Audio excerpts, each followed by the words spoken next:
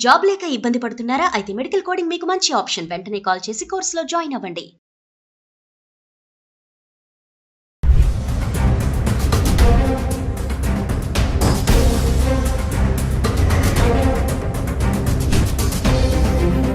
Hello viewers, welcome back to our channel. ప్రస్తుతం Trump హవా నడుస్తుంది. మరి అక్కడ చదువుకుంటున్నటువంటి మన పిల్లలే కానీ, ఉద్యోగాలు చేయడానికి వెళ్ళినటువంటి కానీ, పార్ట్ టైం జాబ్స్ లేక మరి ఎంత ఇబ్బందులు పడుతున్నారు అనేది మనం అనేక వీడియోలు చేస్తున్నాం కదా. మరి ప్రస్తుతం అక్కడ ఉన్నటువంటి పరిస్థితి ఏంటి, మరి ఇక్కడి నుంచి పిల్లల్ని పంపించినటువంటి తల్లిదండ్రుల యొక్క ఆందోళన ఎలా ఉంది, ఎలాంటి జాగ్రత్తలు తీసుకోవాలి, అక్కడ ఉన్నటువంటి మన వాళ్ళు ఎటువంటి నిర్ణయాలు తీసుకోవాలి, ట్రంప్ నిర్ణయాలపై నిర్ణయాలు తీసుకోవడం వల్ల మన వాళ్ళకి చాలా ఎఫెక్టే జరుగుతుంది.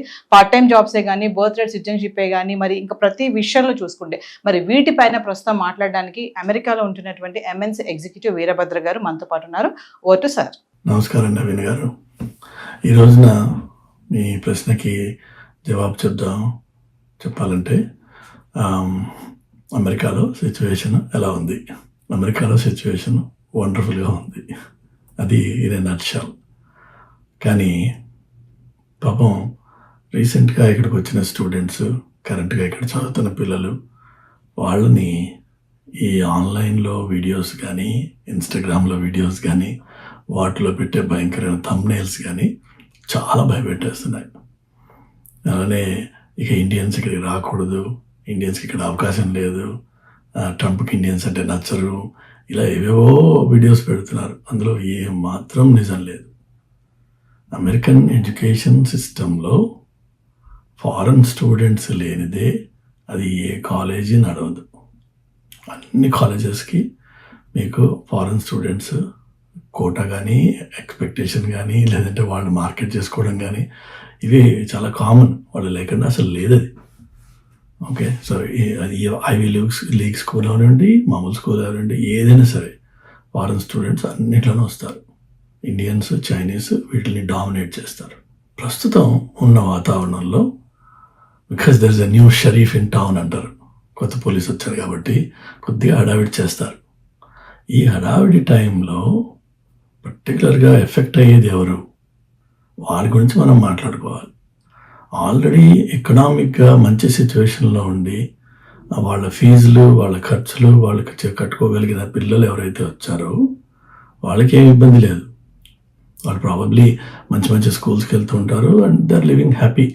ఓన్లీ థింగ్ ఏంటంటే అమెరికాలో ఉంటున్న రోజుల్లో you don't want to be in any sort of legal problems.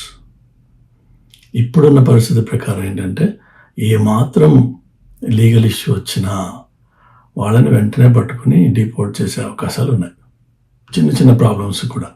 So you want to be as straight in your life as possible. Number one, rich or poor, it doesn't matter. Make sure you don't call for any troubles. లేదంటే పార్టీలు చేసుకోవడము, noise చేయడము, నేబర్స్లో కొంచెం disturbances create చేయడము, అవి కూడా చేయకండి. Live your life happily, live your life law avoiding. అది ఆల్రెడీ స్థితిమంతులయ్యి ఫినాన్షియల్గా బాగున్న వాళ్ళకి మనం చెప్పాల్సిన సలహా.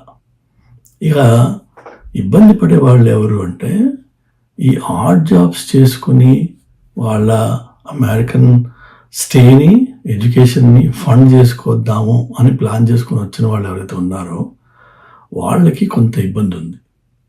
ఎందుకంటే ఎక్కడికక్కడ ఈ రైట్స్ జరగడము, ఆ రైట్స్ కూడా మీరు అర్థం చేసుకోవాల్సిన విషయం ఏంటంటే these are politically motivated things and it's a smoke screen that is created as a diversion from the big things that are happening in the country. ఈ ఆల్రెడీ నిన్న మొదలైనవి ఏంటి టారిఫ్ వార్స్ అండ్ వాటిల్లో మంచి బ్యాక్లాష్, స్టాక్ మార్కెట్ క్రాష్ అవ్వడము అన్నీ జరుగుతున్నాయి. So వాటి నుంచి జనం అవి మాట్లాడుకోకుండా ఇది ఒక స్మోక్ స్క్రీన్ అనమాట. అట్లనే కొంత డోనర్ క్లాస్ ఇచ్చిన డబ్బులు, ఆ డోనర్ క్లాస్ యాంటిసిపేషన్స్ ఏవైతే ఉంటాయో అవి, కొన్ని జైలు నింపడాలు, ఈ కార్యక్రమాలు ఉన్నాయి. మనం ఈ టైంలో చేయాల్సింది ఎలా ఏంటంటే జస్ట్ లే లో and make sure you don't get into any troubles. Be a good student. Me parents తోటి, అలానే దయచేసి పేరెంట్స్ మీ పిల్లలతో మీరు మాట్లాడండి, వాళ్ళకి మోరల్ సపోర్ట్ ఇవ్వండి. మీ ఫైనాన్షియల్ సిచ్యువేషన్ ఏంటి అసెస్ చేసుకుని ఒక 6 నెలల పాటు మిమ్మల్ని మీరు ఇక్కడ సపోర్ట్ చేసుకోగలిగితే వండర్ఫుల్గా ఉంటుంది. మళ్ళీ నార్మల్ టైం వచ్చేస్తుంది, వరి అవ్వాల్సిన అవసరమే లేదు. ఆ తర్వాత అన్ని గొడవలు బోర్డర్లో ఏవో ఉంటాయి తప్ప, ఇక టార్గెటెడ్ ఏవో ఉంటాయి తప్ప, ఈ చిన్న చిన్న ఎస్టాబ్లిష్మెంట్స్కి వచ్చి అక్కడ వెరిఫై చేసి అక్కడ పట్టుకోవడాలు తగ్గిపోతాయి సబ్స్టాన్షియల్గా. లాస్ట్ టైం కూడా అదే జరిగింది, మళ్ళీ ఈసారి కూడా అదే జరుగుతుంది. I'm pretty confident on that.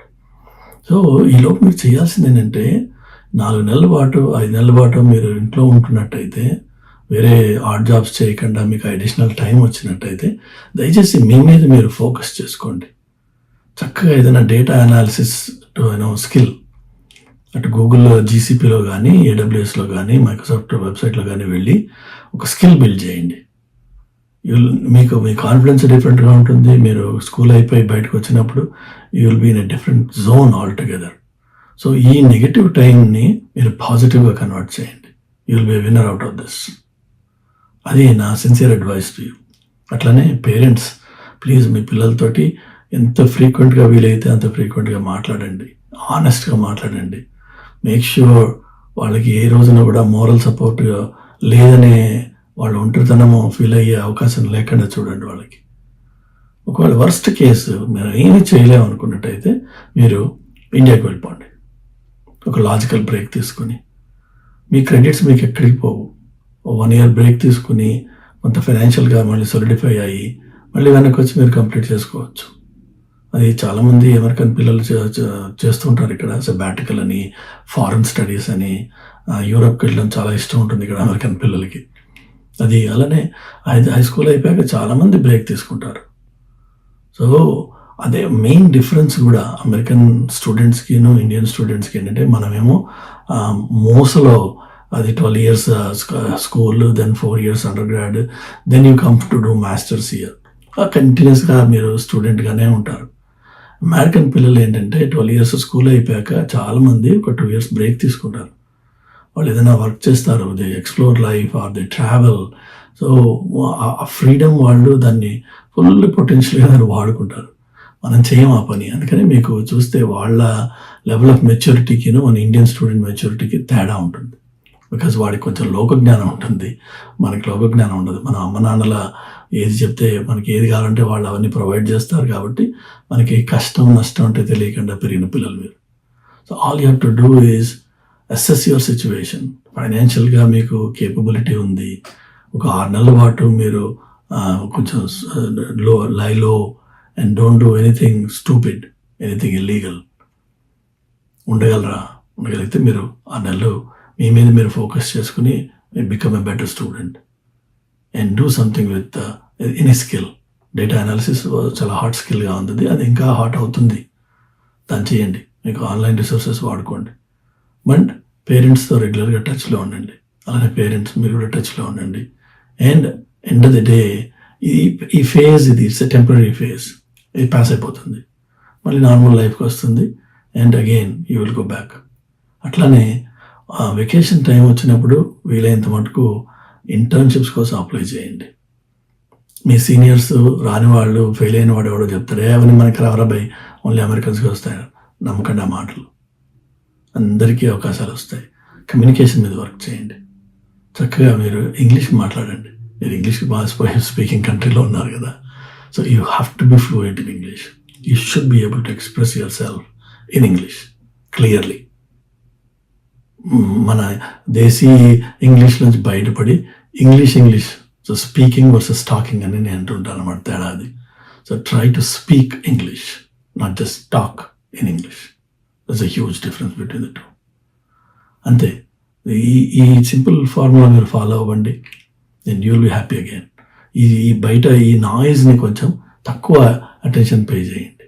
Okay, good luck to all of you, and if there is anything I can do for you, please do let me know. Thanks, Amma.